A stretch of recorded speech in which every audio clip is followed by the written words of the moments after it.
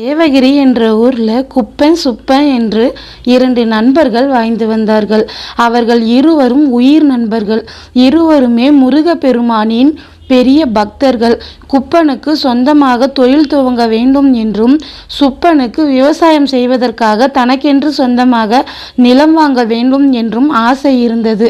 தங்கள் ஆசையை நிறைவேற்றி வைக்கும்படி வேண்டுதல் வைத்து மருதமலை முருகனுக்கு தேவகிரியில் இருந்து நடந்தபடியே காணிக்கையாக காவடியை எடுத்து கொண்டு சென்றனர்.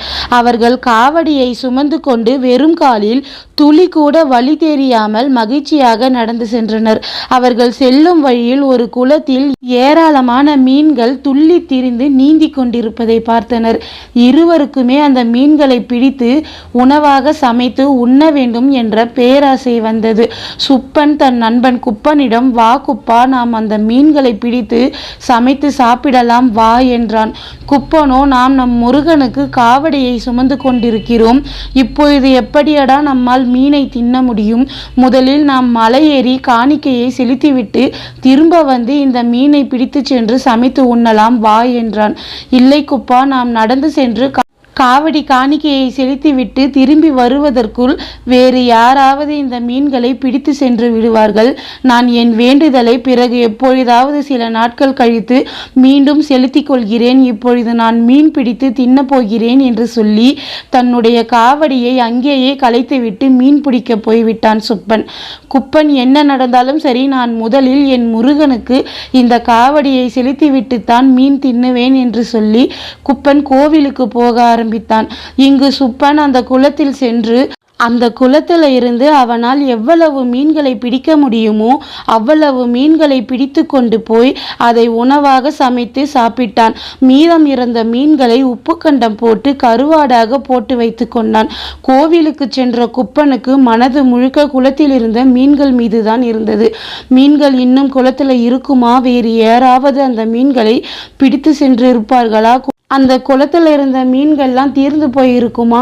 நாம் நமது காணிக்கையை செலுத்திவிட்டு குளத்திற்கு திரும்ப செல்லும் போது நமக்கு மீன் கிடைக்குமா என்று அந்த மீன்களை பற்றியே யோசித்து கொண்டு போனான்.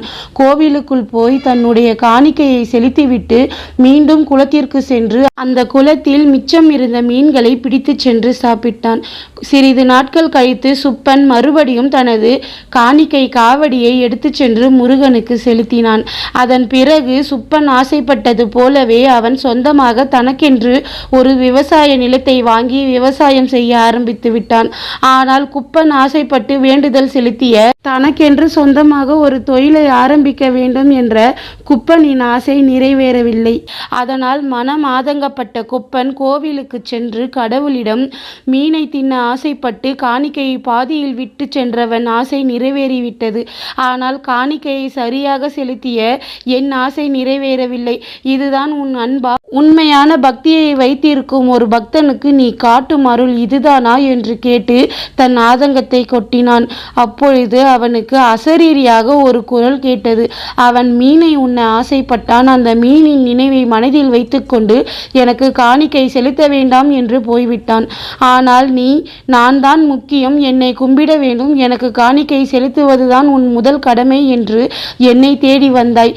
ஆனால் உன் நினைப்பு முழுக்க அந்த மீன் மீதுதான் இருந்தது. அந்த மீன் மேல் இருந்த ஆசைக்கும் நீ உண்மையாக இல்லை, என் மேல் இருந்த பக்திக்கும் நீ உண்மையாக இல்லை. அதனால் தான் உன்னுடைய வேண்டுதல் நிறைவேறவில்லை என்றது.